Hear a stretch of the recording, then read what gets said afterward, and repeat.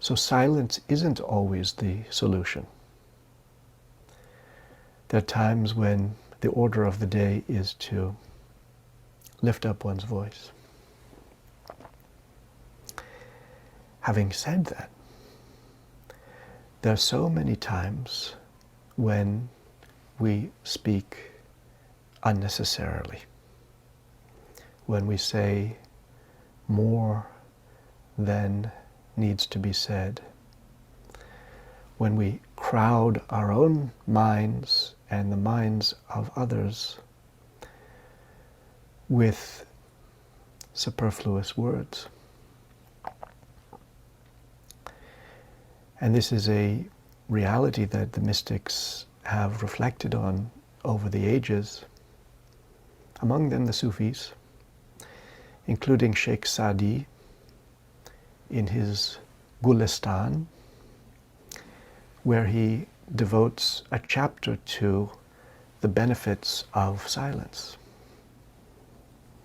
giving the example of numerous stories that illustrate what can go wrong when one speaks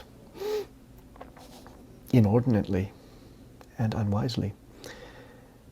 He says, 2 wise people do not contend and quarrel, nor does a sage fight with a dimwit. If an ignorant person, out of rudeness, speaks harshly, an intelligent person, with softness, seeks the person's heart. Isn't that an extraordinary line? Khiradmandesh benarmi dil bejuyad. The intelligent person with narmi, with softness, dil bejuyad, seeks the heart of that person who is speaking recklessly, who is speaking aggressively, rather than responding in kind, as it's so easy to do. And certainly agitation is contagious. Rather than giving in to the contagion by accessing the wellspring of silence within oneself, instead of reacting, one is able to seek out the heart in that person, where there's cognitive dissonance, where there isn't a meeting of the minds. At that moment, instead of continuing the volley of words that miss each other, that miss each other's minds, at that moment just to pause and take a different tack. And what is that? To seek the person's heart. Get past the ideological difference between you. Get down beneath the surface of the mutual misunderstanding and seek out and find the person's heart. And in Persian, that expression, diljustan, it means both seek and find a person's heart, and it means to relieve and console that person's heart. Just by finding it, relief comes. Murshid speaks in his teachings in many places on the advantages of silence. Murshid says that when one realizes when to speak and when to keep silent, one has taken the first step on the path of wisdom. So this tells us that before anything else, we do well to consider our words, and specifically how we react with speech to the situations in which we find ourselves, especially when we face some kind of provocation. Here Moshe speaks of the different ways that silence is a protection. Silence serves as a lock on the lips of the excitable, as a barrier between two hearts severed from one another, as a shield for the wise amidst fools, as a veil over the face of the unlettered before the well-versed. So a lock on the lips of the excitable. If one is prone to excitement, to getting worked up, to reacting suddenly to something,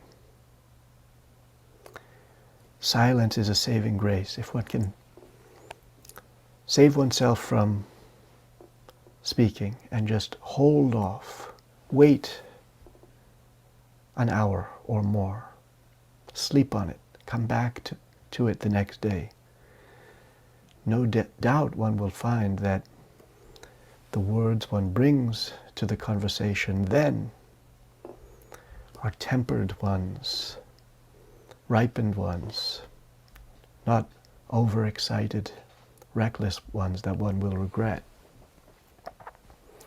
So if one sees in oneself a tendency to become agitated, then the best lesson we can give ourselves is to only speak when your temperature goes down and when the pulse is steady and when your heart isn't beating in your chest so hard. Then come back to the conversation.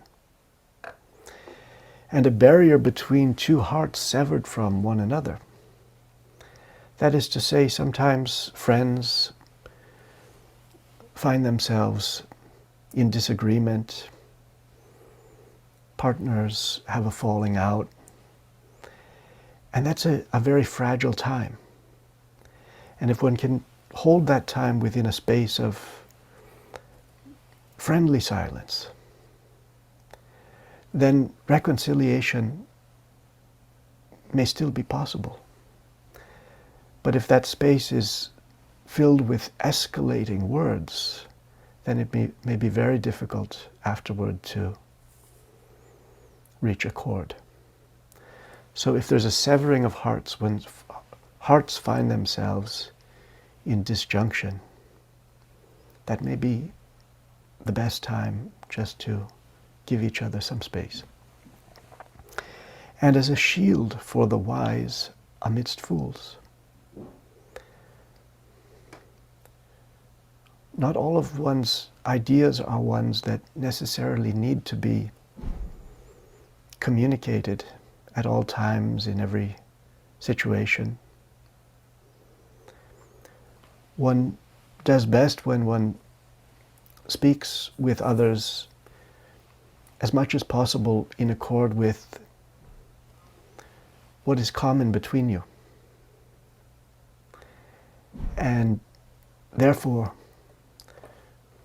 we often find ourselves disappointed when we abruptly communicate something that is very important to us, but which the person we are with hasn't the experience to understand or to reckon with. It would be better to wait. And this is the principle behind esotericism. There are secrets of the path that are secrets only because they become meaningful when a mind and heart reaches that station.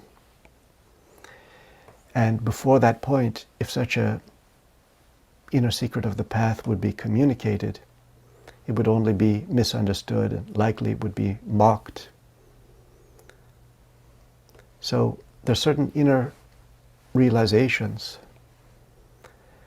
that are best guarded. Not because of any motive of deception, but because these are very fine, subtle things.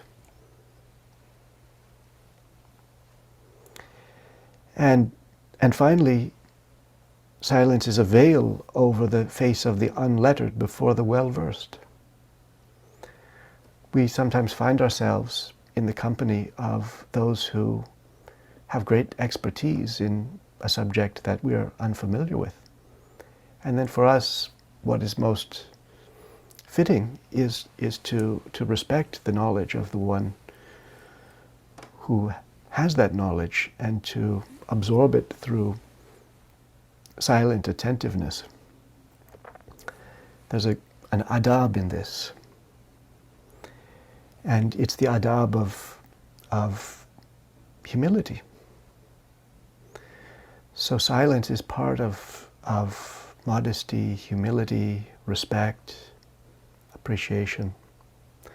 And in all of these ways, silence helps to ripen us, to prepare us for all that is ahead. And Murshid says too, silence in modesty speaks louder than bold words.